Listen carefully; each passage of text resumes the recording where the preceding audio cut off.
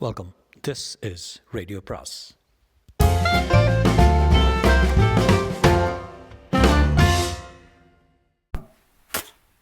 அனைவருக்கும் அன்பு வணக்கம். ராக்கி ரங்கராஜனின் தாரகை அத்தியாயம் 36.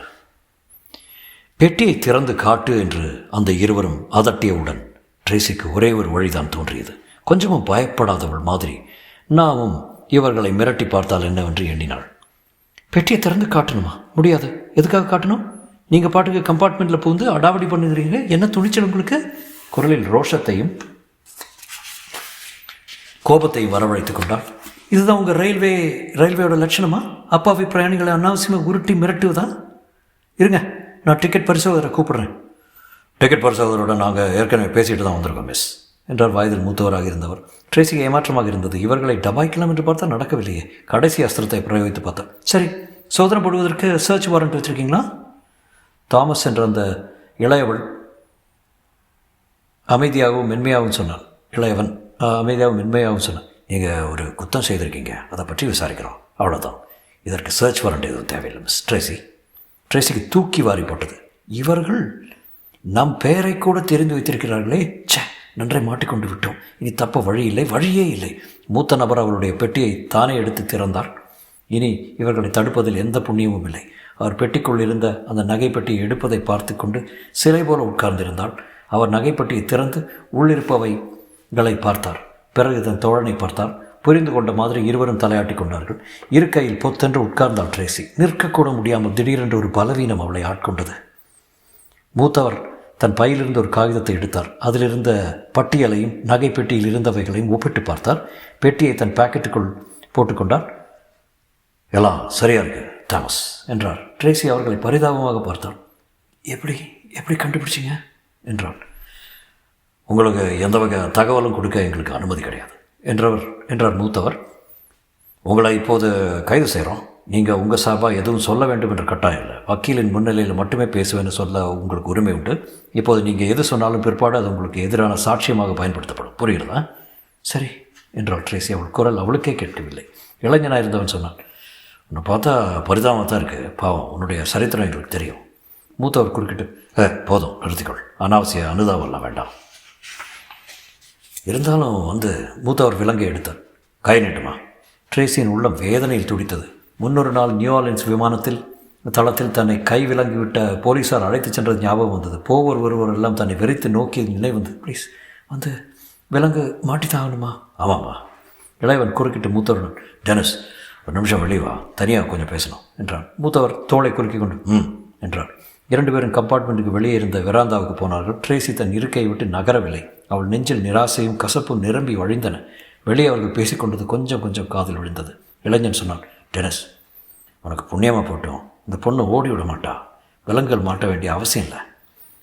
இப்படி எதற்கெடுத்தாலும் இறக்கப்படுற சுபாவம் எனக்கு தான். என்றைக்கு தான் உன்னை விட்டு போகிறதோ.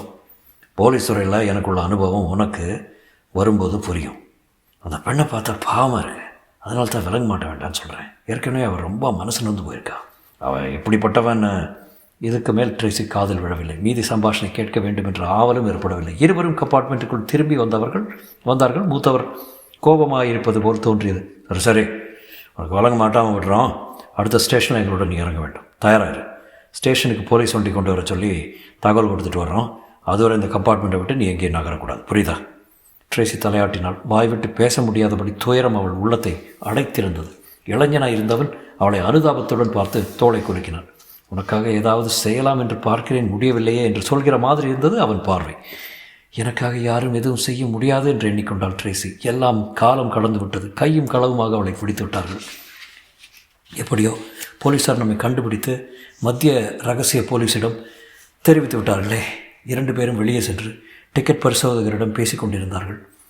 இளைஞன் ட்ரேசி சுட்டிக்காட்டி ஏதோ சொல்லிக் கொண்டிருந்தான். என்ன சொன்னான் என்று ட்ரேசி காதில் விழவில்லை. டிக்கெட் பரிசோதகர் தலையாட்டினார். இருவரும் கம்பார்ட்மெண்ட் கதவை மூடினார்கள். சிறை கதவு மடையல் என்று சாத்திக்கொள்ளும் ஓசை மாதிரி கேட்டது அந்த சத்தம்.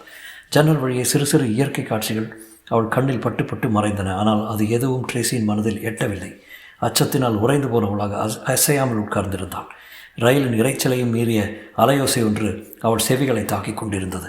சிறையிலிருந்து கௌரவமாக விடுதலையாகி வருவதற்கு இன்னொரு சந்தர்ப்பம் இனிமேல் அவளுக்கு கிடைக்கப் போவதில்லை. சிறைப்பறவை என்ற முத்திரை இனி அவள் மீது அழுத்தமாக குத்தப்பட்டுவிடும். எவ்வளவு அதிகபட்ச தண்டனை தர முடியுமோ அவ்வளவு அதிகபட்சம் தருவார்கள். இந்த தடவை எந்த வார்டனின் குழந்தையும் கை கொடுக்க மாட்டாள். சிறை, சிறை, கொடிய நீண்ட முடிவில்லாத வருடங்களுக்கு சிறை. அதைத்தான் இனி அவள் எதிர்கொள்ள வேண்டும். குண்டு பெர்த்தாவிடம் சிக்கி வதைபட வேண்டும். ஒரே ஒரு கேள்வி அவள் மனதை குடைந்தது. எப்படி இவர்கள் நம்மை பிடித்தார்கள்? கோடீஸ்வரி லூயிஸின் மாளிகையில் அவள் நகைகளை திருடப் போகும் விஷயம் மார்ஷல் ஒருவருக்குத்தான் தெரியும். அவர் சொல்லியிருக்க முடியாது. நம்மையும் ரகசிய போலீஸாருக்கு காட்டி கொடுத்து நகைகளையும் போலீஸாரிடம் இழப்பதற்கு அவருக்கு பைத்தியம் பிடித்திருக்கிறதா? ஒருவேளை அவருடைய ஆஃபீஸில் வேலை பார்க்கும் குமாஸ்தை அவருக்கு அவர் தெரிந்து போலீஸ்க்கு தகவல் கொடுத்திருப்பானோ? போலீஸார் எப்படி நம்மை பிடித்தார்கள் என்பதா இப்போது முக்கியம். பிடிவட்டாயிற்று. அடுத்த ஸ்டேஷன் இறங்கி போலீஸாருடன் நடக்க வேண்டியதுதான்.